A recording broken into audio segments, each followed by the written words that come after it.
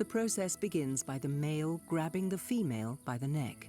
She then bends her abdomen downwards and forwards and picks up the sperm packet at the front of the male's abdomen.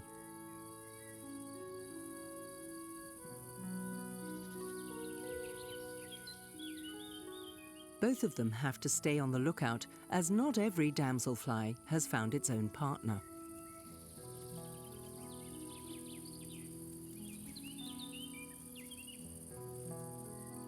And the so-called love wheel often has would-be intruders trying to break it up.